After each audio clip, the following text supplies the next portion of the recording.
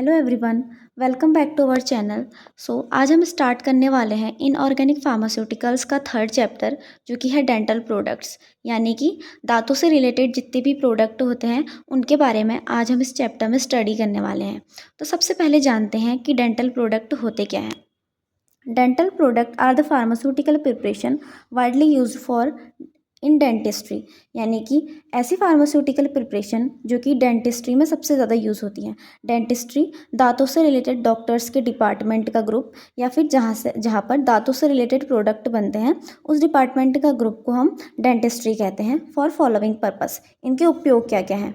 सबसे पहले, to prevent the dental caries, यानी कैविटी को प्रिवेंट करने के लिए as a anti caring agent dental product use किए जाते हैं। अब कैरीज यानी कैविटी एक मल्टीफैक्टोरियल माइक्रोबियल डिजीज़ होती है, यानी जिसके कि बहुत सारे फैक्टर हैं, जैसे कि फंगस हो गया, बैक्टीरिया हो गया। The calcified tissue of teeth, यानी कैल्सीफाइड टिश्यू यानी इनेमल जो हमारे दांत के ऊपर एक लेयर हाईली मिनरलाइज प्रेजेंट होती है, यानी उसके अंदर बहुत सारे प्रोटीन्स मिनरल प्रेजेंट होते हैं जो कि हमारे दांत की ग्रोथ के लिए, उसकी स्ट्रेंथ के लिए हेल्पफुल होते हैं। Characterize by the demineralization of inorganic protein, यानी कि ये जो फंगस होती है ये इनेमल में पाई जाने वाली इनऑर्गेनिक प्रोटीन्स को डीमिनरलाइज करके कैविटेशन को फॉर्म करती है। कैविटेशन का मतलब दांतों पर गड्ढे पड़ना। ये तो था कि कैविटी होती क्या है, डेंटल प्रोडक्ट क्या होते हैं। अब कुछ ऐसे प्रोडक्ट जो एज अ डेंटल प्रोडक्ट हम यूज़ करते हैं। सबसे पहले आता है एंटी कैरिंग एजेंट, उसके बाद हम पढ़ते हैं डेंटिफ्राइसिस, यानी कि दंत मंजन, ब्रश के साथ हम जिसको यूज़ करते हैं।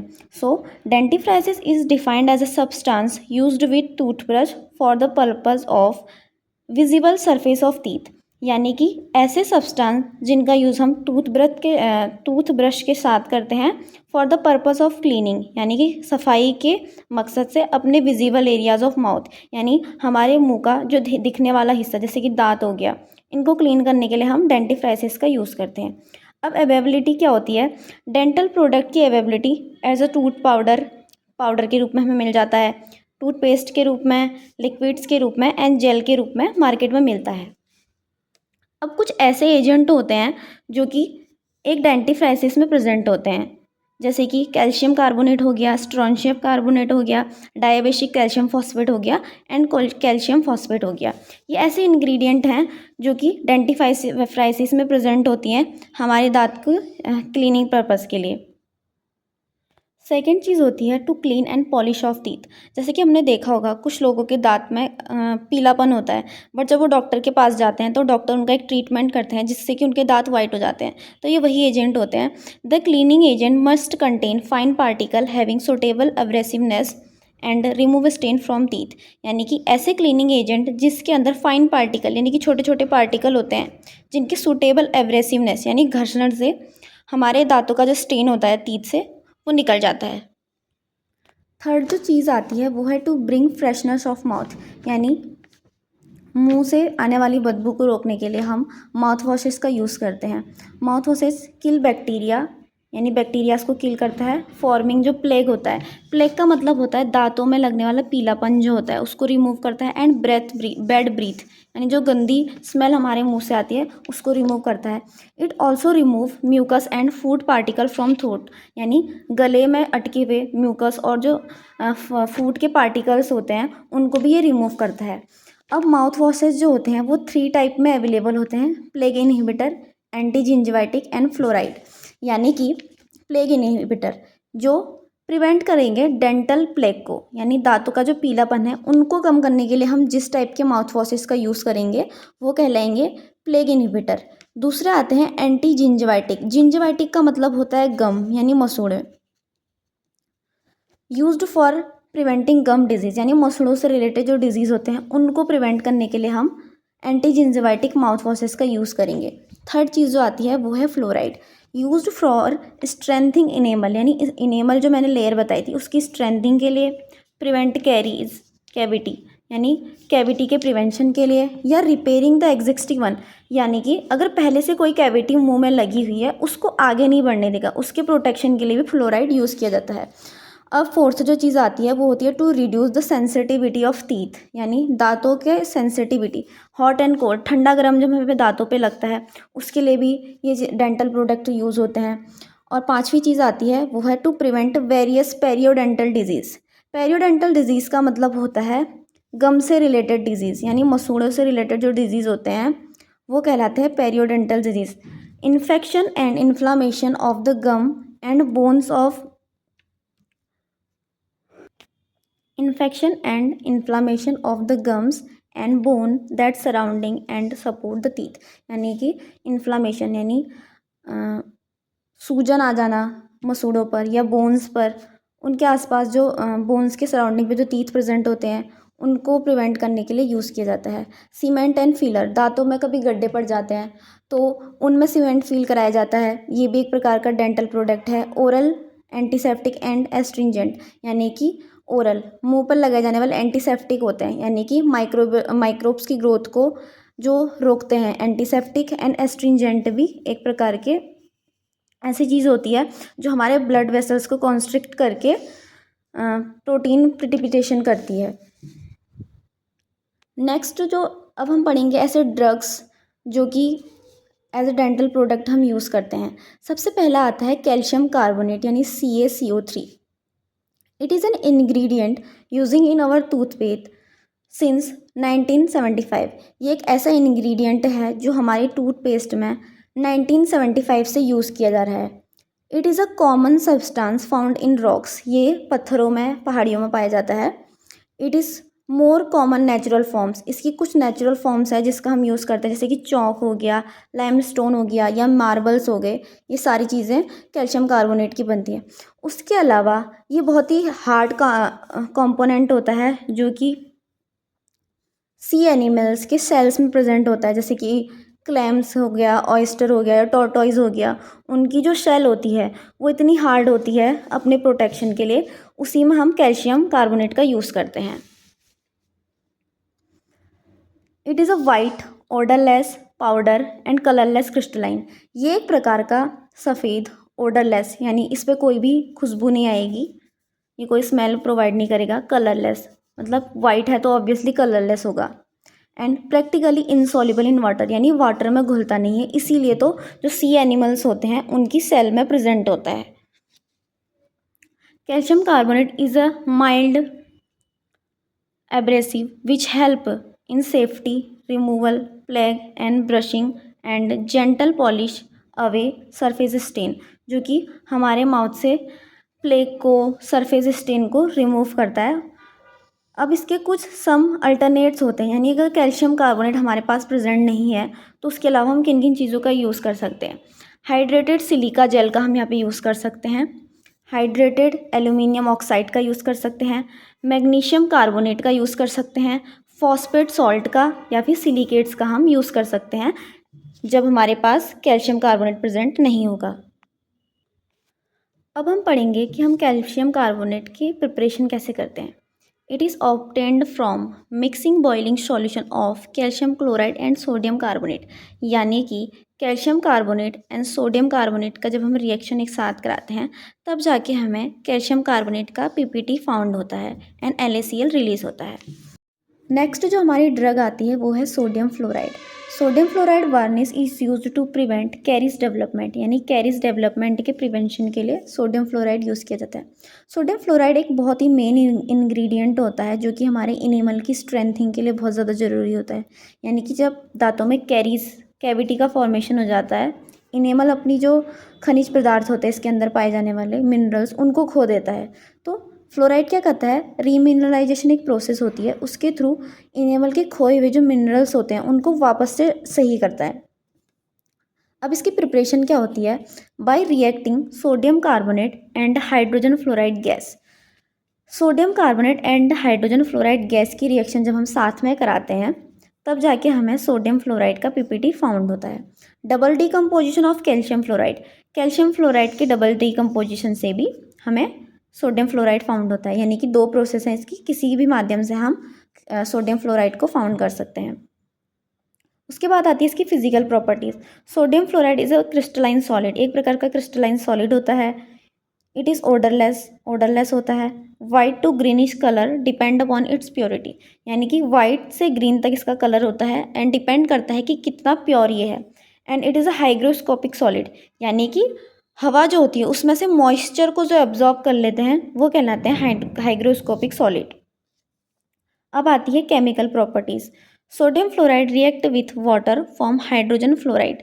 सोडियम फ्लोराइड जब वाटर के साथ रिएक्ट करता है हाइड्रोजन फ्लोराइड और सोडियम हाइड्रोक्साइड बनाता है। Sodium fluoride react with chlorine. Sodium fluoride जब क्लोरीन के साथ रिएक्ट करता है तब हमें sodium chloride and fluorine found होता है। स्टोरेज कंडीशन क्या होती है इसकी कि it should be kept in well close container. इसको बंद कंटेनर में हमें सही से स्टोर करके रखना है। यूजेस इसके बहुत इंपॉर्टेंट हैं। Make teeth enamel resistant to acid. हमारे एसिड के खिलाफ हमारे इनेमल को रेजिस्टेंट बनाता है। प्रमोट करता है रीमिनरलाइजेशन प्रोसेस, बताया था मैंने कि जिसके थ्रू इनेमल की जो मिनरल्स होते हैं वापस से ठीक होते हैं। It is use to fluorinated drinking water. Fluorinated drinking water का मतलब कभी आपने पानी पिया होगा तो उसमें एक मेटल की स्मेल आनी शुरू हो जाती है, वो फ्लोरिनेटेड ड्रिंकिंग वाटर ही होता है। फॉर्मुलेशन यानी किस किस रूप में हमें इसकी फार्मास्यूटिकल प्रिपरेशन करते हैं। एज अ डेंटल पेस्ट हमें मिल जाता है, dental cream, dental gel, solution, drops and lozenges. Lozenges क्या होते हैं? कैंडीज़ या च्युएबल टैबलेट्स जिनको आप चबा के खा सकते हैं, उसके रूप में हमें ये फाउंड होते हैं। उसके अलावा इसके ब्रांड नेम की क्या क्या नाम से हमें मार्केट में मिलते हैं? फॉस्फलर राइन, फॉस्फलर जेल, प्रेवीडेंट हो गया, ल्यूराइड्स एंड कैरिडियम, ये इसके ब्रांड के नेम हो गए।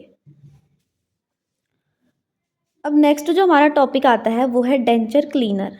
डेंचर का मतलब होता है जो नकली दांत होते हैं उनका सेट जो होता है वो डेंचर कहलाता है। क्लीनर यानी नकली दांतों को क्लीन करने के लिए जो प्रोडक्ट यूज़ होते हैं वो क्लीनर।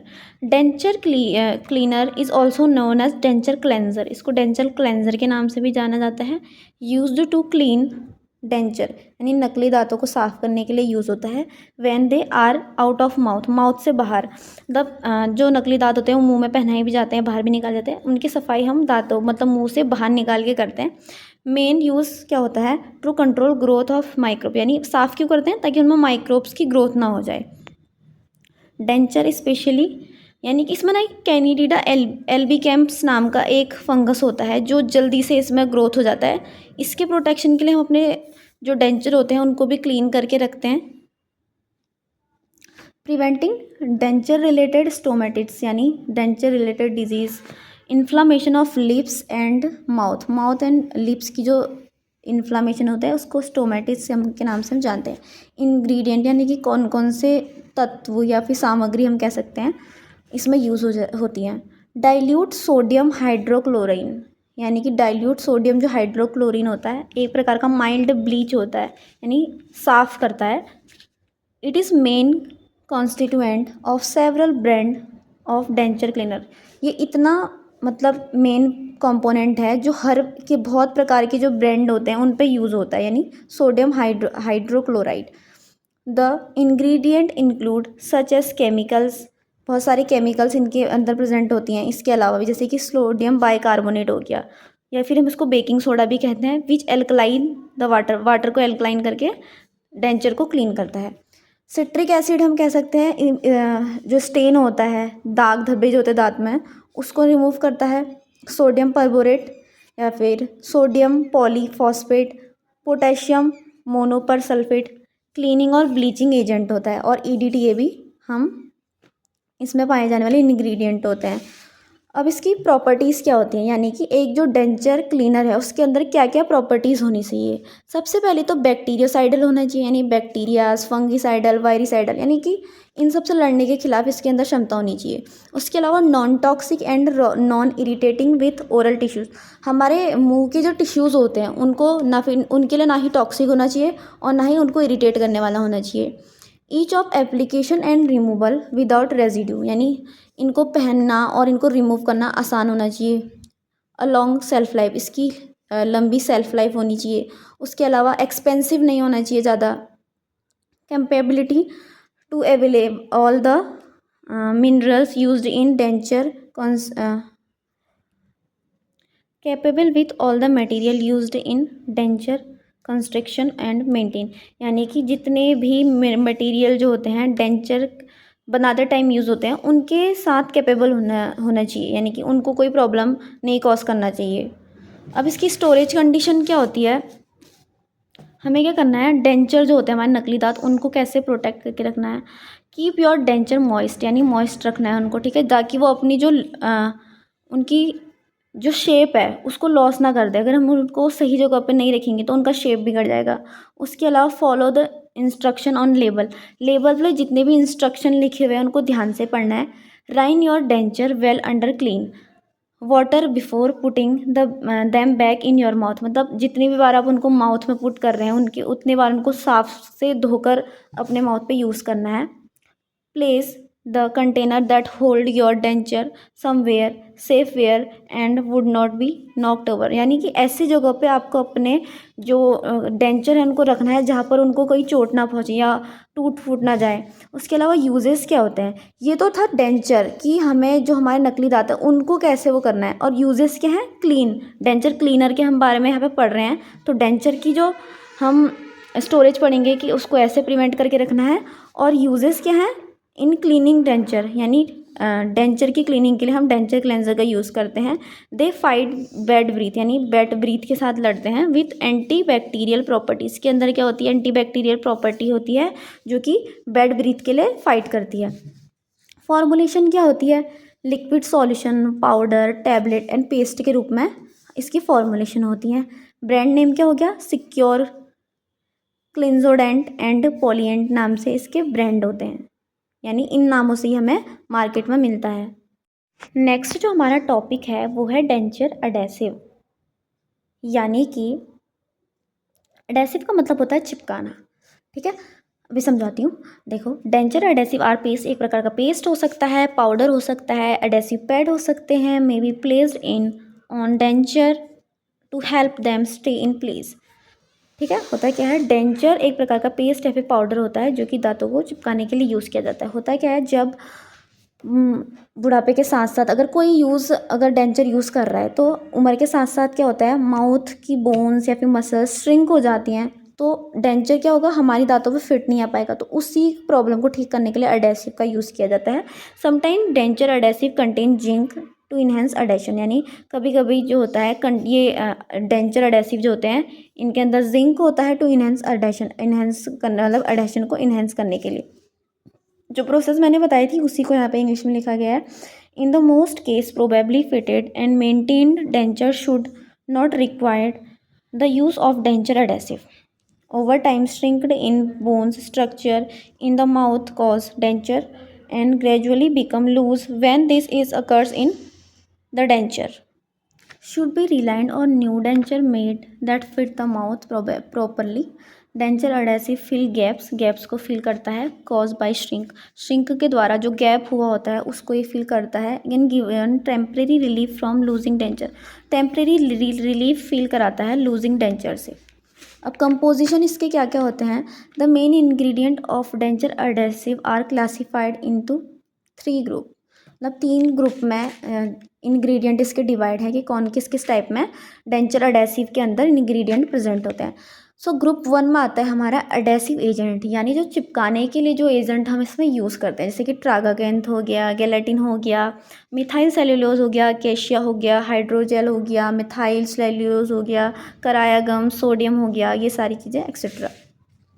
और सेकेंड ग्रुप जो आता है वो हमारा आता है एंटी माइक्रोबियल एजेंट, यानी अब डेंचर है, माइक्रोब्स उस पर लग सकते हैं तो उसको प्रिवेंट करने के लिए भी एंटी माइक्रोबियल एजेंट का इसमें यूज़ किया जाता है, जैसे कि सोडियम टेट्राबोरेट हो गया, इथेनॉल हो गया, हेक्साक्लोरोफेन हो गया एंड सोडियम बोरेट हो गया। ये सारी चीज़ें एज एंटी माइक्रोबियल एजेंट इसमें यूज़ करी जाती हैं। ग्रुप 3 आता है हमारा अदर एजेंट, कुछ अलग टाइप के एजेंट भी इसमें पाए जाते हैं, जैसे प्लास्टिसाइजिंग एजेंट, यानी उसको प्लास्टिसिटी प्रोवाइड करेगा। Flavouring agent like oil of peppermint, मतलब पिपरमिंट का ऑयल ऑफ वाटरमेलन का इसमें यूज़ होता है। एंड वेटिंग एजेंट, ठीक है। अब इसमें इसके मोड ऑफ एक्शन क्या होते हैं, मतलब क्या क्या इसके अंदर काम होता है, क्या क्या ये चीज़ करता है। Denture adhesive are supply as a paste के रूप में हमें मिल जाता है, पाउडर एंड क्रीम के रूप में हमें सप्लाई होता है। As the adhesive powders water, they swell to many times originally volume, यानी क्या होता है, अब जो डेंचर एडेसिव होते हैं ना, इनका जब हम यूज़ करते हैं तो ये वाटर को एब्जॉर्ब करके अपने साइज़ से बहुत अधिक मात्रा में बढ़ जाते हैं, यानी फूल जाते हैं ये, ठीक है। तो वही ये चीज़ बोल रहा है कि अगर हम इसको इसमें हमारा, और वाटर ऐसा नहीं कि पानी, उस पे जो हमारा माउथ में अगर हम इसको यूज़ कर रहे हैं, जब सलाइवा अगर इसके साथ हमारा मिक्स हो जाता है, तब जाके जो इसकी विस्कोसिटी होती है वो भी इंक्रीज़ होती है एंड ये अपनी साइज़ को बढ़ा देता है। So, increased by the thick saliva formed, there be increasing the denture retention. Requirement of ideal denture adhesive, अब इसकी रिक्वायरमेंट क्या क्या है। Available as a gel, gel के रूप में हमें मिलता है, क्रीम के रूप में मिल जाता है, पाउडर के रूप में हमें मिल जाता है, ठीक है। बायोकम्पैटिबल होना चाहिए, मोनोटॉक्सिक होना चाहिए, नॉन इरिटेंट होना चाहिए, यानी हमारे माउथ को कोई भी इरिटेटिंग ये चीज़ नहीं करना चाहिए।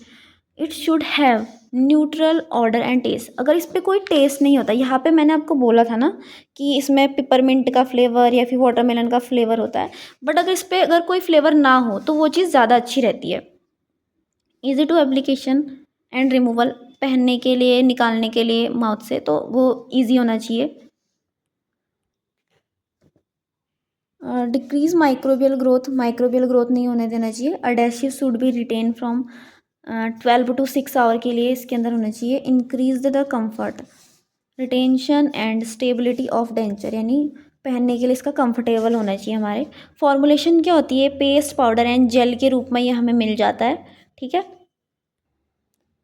अब जानते हैं इसके ब्रांड के बारे में। फिक्सोडेंट हो गया, सी बॉन्ड एंड पॉलीग्रिप जो होती है ये इसके ब्रांड नेम हो गए, यानी इस रूप में ये हमें मिलते हैं। और क्या क्या नाम होते हैं, फिक्सोडेंट, सी bond and पॉलीग्रिप।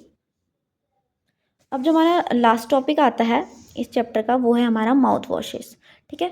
Mouth washes is a liquid solution for rinsing and cleaning the mouth, यानी कि माउथ वॉशेस जो होते हैं एक प्रकार का लिक्विड सॉल्यूशन होता है साफ़ करने के लिए, क्लीन करने के लिए हमारे माउथ को, ठीक है। A liquid mouthwash is often use to dental hygiene, यानी कि साफ़ सफाई के लिए, मतलब माउथ के इसको यूज़ किया जाता है। An anti bacterial mouth wash, यानी जिसके अंदर एंटी बैक्टीरियल प्रॉपर्टीज़ होती हैं। हेल्प्स इन गम इन्फेक्शन, यानी मसूड़ों की इन्फेक्शन में हेल्प करता है। And gargling of it can help prevent सार ऑफ थ्रोट, यानी जो खराश गले में होती है उसको ठीक करने के लिए भी हम माउथ वॉशेस का यूज़ करते हैं, ठीक है। अब इंग्रेडिएंट इसके अंदर क्या क्या चीज़ें प्रेजेंट होती है। फ्लेवरिंग एजेंट इसके अंदर प्रेजेंट होता है, ठीक है। फ्लेवरिंग एजेंट जो होते हैं मेंटोनल एंड अबे फ्लेवरिंग एजेंट यूकैलिप्टल एंड मेंटोल इसमें प्रेजेंट होते हैं। प्रिजर्वेटिव्स सोडियम बेंजोएट इसमें प्रेजेंट होता है। व्हीकल, यानी किस में ही बनाया जाता है, वाटर के अंदर हमें माउथ वॉशेस हम बनाते हैं।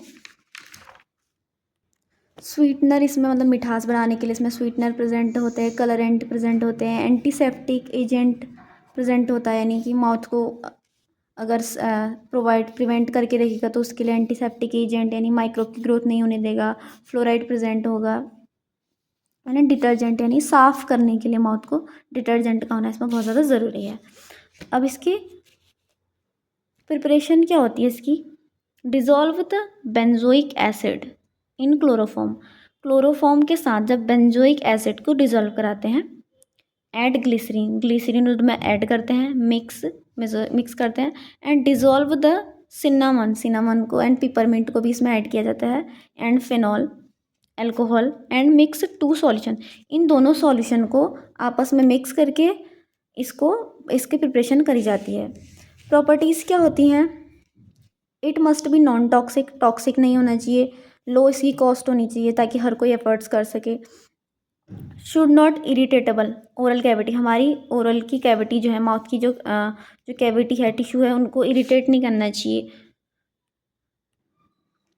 Strong enough to mask foul smell and mouth action should be quick, यानी इसका जल्दी से एक्शन होना चाहिए माउथ पे। इसकी स्टोरेज कंडीशन क्या होती है। Mouth wash should be supplied in a well close container, यानी प्लास्टिक की बोटल्स में हमें मिलता है तो अच्छी रूप से बंद होना चाहिए बोतल में। यूजेस क्या होते हैं इसके।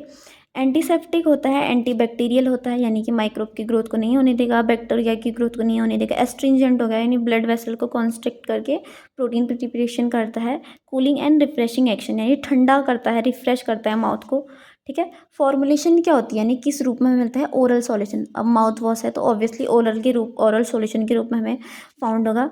अब ब्रांड नेम क्या हो गया कि लिस्टेराइन हो गया, क्लोजअप एंड कोलगेट, ये सारे इसके मोस्ट कॉमन ब्रांड नेम है। So thank you so much, hope कि आपको वीडियोस अच्छी लगी होंगी। वीडियोस अच्छी लगी होंगी तो चैनल को लाइक कमेंट एंड शेयर। तब तक के लिए बाय बाय।